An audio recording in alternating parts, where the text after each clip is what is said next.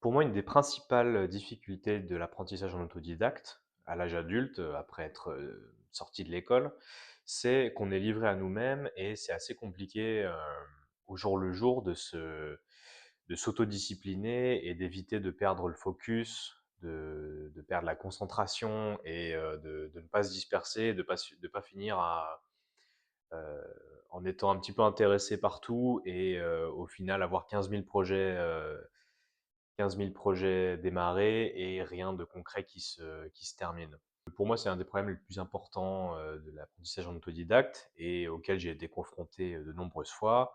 Et là, bah, par exemple, la dernière fois que ça m'est arrivé, c'est de par mon activité de freelance en informatique, j'ai besoin d'apprendre de manière continue et sans attendre que une entreprise me donne l'opportunité de faire une formation ou autre.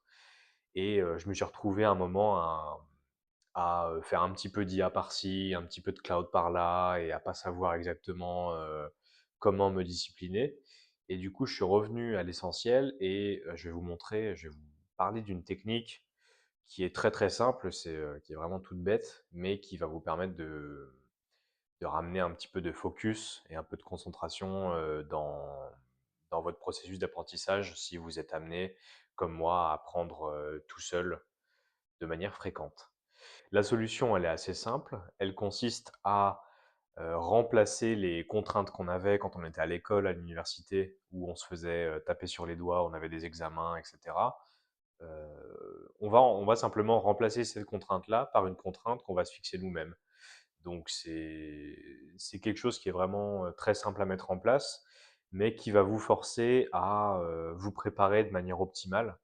Et donc, une idée que je vous propose, c'est de vous habituer à mettre en place des contraintes forcées dans votre apprentissage, qui sont évidemment pas dans la mesure de ce que vous êtes capable de faire. Mais un exemple pour revenir à mon cas personnel, pour résoudre ce problème de dispersion que j'avais récemment par rapport à l'apprentissage en informatique, etc., ce que je me suis fixé comme objectif, c'est de passer une certification cloud. C'est une certification qui est payante, à laquelle vous devez fixer une date. Et donc, je me suis fixé une date pour 2, 3 semaines à partir du moment où j'avais décidé de m'y mettre. Et du coup, bah, ça m'a forcé à, euh, à sortir le branle-bas de combat et à me mettre à travailler correctement. Et donc, je vous invite vraiment, si vous apprenez comme ça en autodidacte, à essayer de vous fixer ce genre de contraintes. Donc, il y a différents niveaux, selon moi, de contraintes que vous pouvez vous fixer. J'ai envie de dire différents niveaux d'engagement, de sensation d'engagement. L'important, c'est que vous vous sentiez engagé et que ça vous force à donner le meilleur de vous-même sur une période donnée. Donc, un exemple que je peux vous donner à un niveau d'engagement faible, ça va être tout simplement de déclarer, de vous engager auprès d'un ami ou d'une connaissance à faire quelque chose. Donc, ça peut être, voilà, tout dépend de votre objectif, mais vous engagez auprès de lui et donc vous allez vous sentir redevable.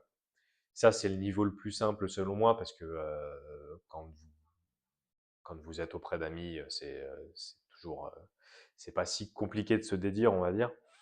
Mais vous allez avoir d'autres possibilités qui vont être bah, typiquement ce que je vous disais, de passer une certification selon le domaine, selon votre domaine d'intérêt. Vous allez forcément pouvoir trouver des cours, soit sur Coursera, des MOOC, des choses comme ça, qui vont vous permettre de passer une certification à la fin. Comme j'ai fait moi avec mes certifications en informatique. Et voilà, vous avez différents niveaux. Ça peut être aussi passer un cours complet, vous préparer à une compétition sportive ou selon ce qui vous intéresse. Et avec ça, bah, ça va être ces niveaux-là sont forcément plus intenses et vont vous demander un peu plus d'engagement. Ce sera plus difficile de vous dédire parce que, bah, soit parce que vous avez payé pour préparer la certification, soit parce que bah, du coup, vous n'avez pas envie de vous sentir bête à annuler au dernier moment.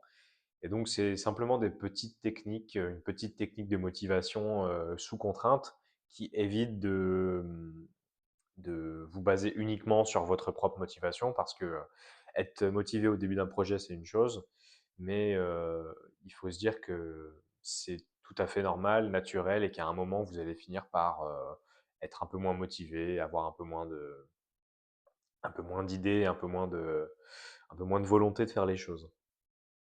Donc voilà pour cette petite technique, j'espère qu'elle vous a plu. Si ce genre de petits conseils vous plaît, n'hésitez pas à vous abonner à la chaîne.